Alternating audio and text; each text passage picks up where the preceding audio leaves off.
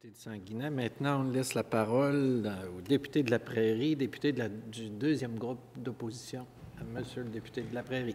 Merci, Monsieur le Président. J'en profite pour saluer Monsieur le ministre, le député de Laurier-Sainte-Marie, mon turbulent voisin, le député de Sanguinet et Saint-Marie-Saint-Jacques, député de Verdun, député de Mont-Royal. J'ai changé un peu l'ordre de mon intervention. J'avais l'intention d'interpeller immédiatement le ministre, comme il se doit. Mais vraiment, en attendant mes collègues de l'opposition officielle, j'admire la retenue dont fait preuve le ministre. Parce que cette interpellation, je pense que c'est d'une audace ultime, c'est peut-être de l'inconscience, mais il y a une forme de dissonance cognitive, de déni, alors que l'on sait très bien que les libéraux, pendant leur règne, ont laissé tomber Montréal comme ce n'est pas possible. Ils ont tardé, comme on l'a dit tout à l'heure, à lancer la commission d'enquête Charbonneau. Ils ont annoncé des projets comme, par exemple, le projet du collègue de Louis Hébert sur la fluidité de l'accès au port de Montréal, qui avait été annoncé, c'était ferme, ça a été laissé tomber. Que penser, par exemple, du fait qu'on ait décidé de construire le CHUM au-dessus de Saint-Luc, de détruire à toute fin un hôpital, alors qu'on va manquer de lits de longue durée à Montréal, simplement parce que le nouveau chef du Parti libéral voulait, envers et contre tous, envers toute la communauté d'affaires qui promettait d'investir dans le nouveau CHUM, a préféré, envers et contre tous, construire le CHUM sur Saint-Luc. Moi, je pense que c'est ce genre de comportement-là qui fait en sorte que l'opposition officielle, qui a été chassée du pouvoir, Dieu merci, sera encore davantage et sévèrement jugé par les Québécois au fur et à mesure que l'on verra se dérouler les annonces et les rapports au niveau de la corruption, de la collusion suite à la commission Charbonneau. Ils ont géré Montréal, Monsieur le Président, de manière pitoyable. Par contre, ils avaient une gestion bien huilée de leurs intérêts personnels ainsi que de ceux de leurs amis. Pour avoir passé le gros de ma carrière, 25 ans dans les milieux financiers à Montréal, c'était partout, et on remarque aujourd'hui que les principaux interpellés sont soit d'anciens ministres libéraux ou de candidats libéraux. C'est même pas juste à Montréal, c'est même à Laval. Mais par contre, on le nie. Même au niveau du financement des partis politiques, on voit très, très bien où le gros des sommes sont allées. J'en dirai pas plus parce que je risquerais de déborder et je préfère regarder vers l'avenir et interpeller le ministre sur la situation de Montréal maintenant. Lors d'un débat, lors de la campagne électorale avec le député d'Outremont, il indiquait, par exemple, il disait « Montréal a eu beaucoup de chance parce que finalement, le responsable de la métropole, c'était le ministre des Finances. » Moi, ma réaction, c'était de dire « Oh mon Dieu, qu'est-ce que ça aurait été si ça n'avait pas été lui au sein du Conseil des ministres pour répondre de Montréal. » Le nouveau gouvernement a décidé d'avoir un ministre de la métropole. La question pour le ministre, c'est, je sais qu'il jouit d'une autorité morale au cabinet, il va s'en dire, mais est-ce que ça va plus loin que ça? C'est une responsabilité transversale. On voit très bien que, et tout gouvernement confondu, que le gouvernement du Québec a une tendance à procrastiner versus Montréal, à faire l'autruche. C'est toujours un prétexte à un report, peu importe le type de projet.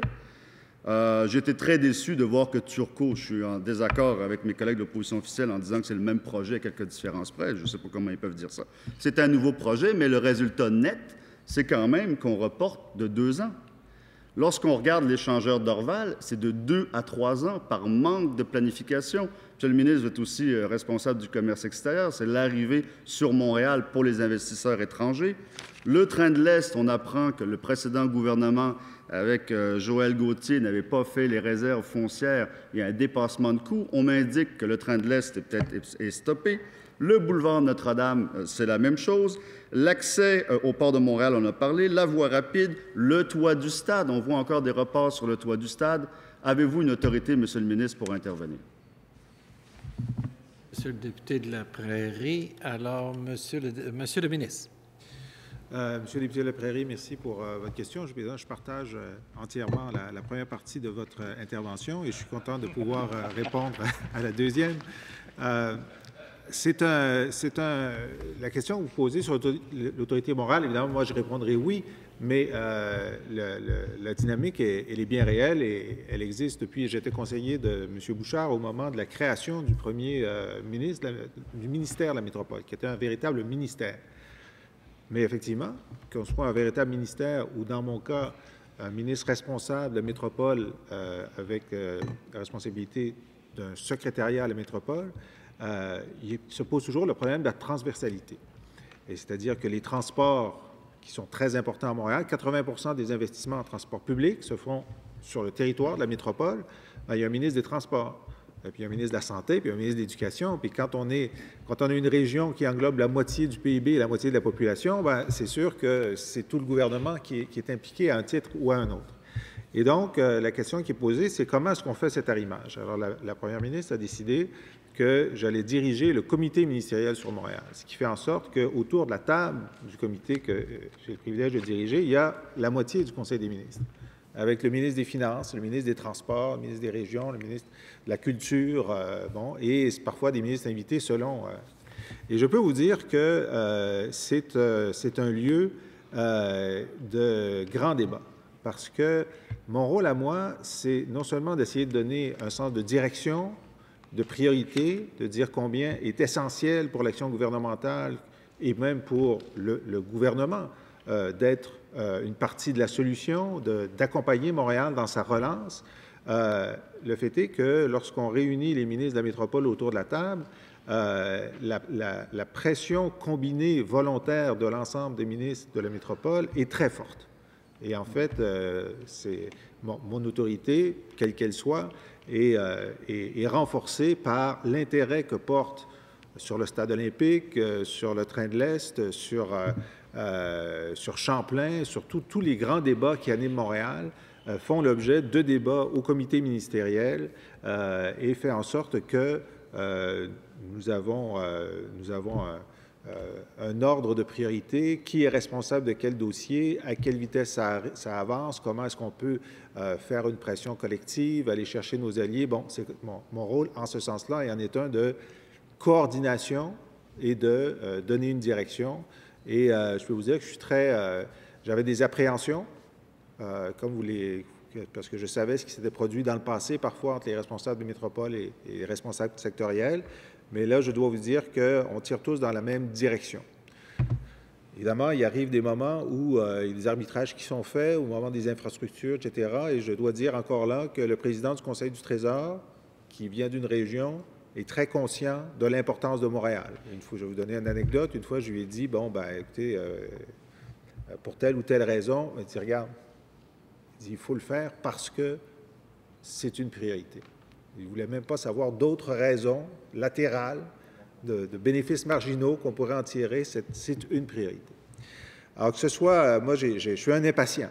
Alors, ça se voit parfois, j'essaie de bousculer mes collègues, je veux qu'une annonce soit faite rapidement, j'aimerais fixer une date et qu'on travaille à rebours par rapport à cette date-là pour une annonce importante. Bon, peut-être la pratique d'avoir une heure de tombée régulière, de vouloir constamment... mais c'est cette énergie-là que je mets pour Montréal. Alors, effectivement, lorsqu'on fait la liste, comme vous venez de le faire, comme vient de le faire le député de la Prairie, le rond-point d'Orval, c'est une catastrophe. Le rond-point d'Orval est une catastrophe. Comment se fait-il qu'un rond-point prenne 10 ans à se construire? Bon, et c'est la porte d'entrée de Montréal.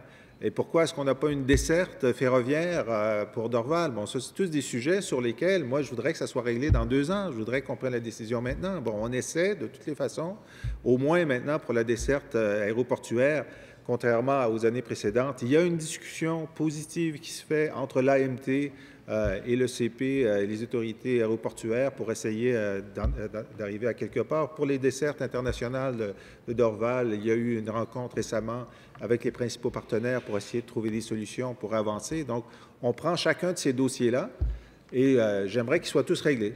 Mais on fait en sorte de faire avancer chacun des dossiers. Le désengorgement du port de Montréal en est un. Le train de l'Est, ça progresse. Ça progresse moins vite qu'on le voudrait, mais ça progresse. Le train de l'Ouest... Alors, merci, Monsieur le ministre.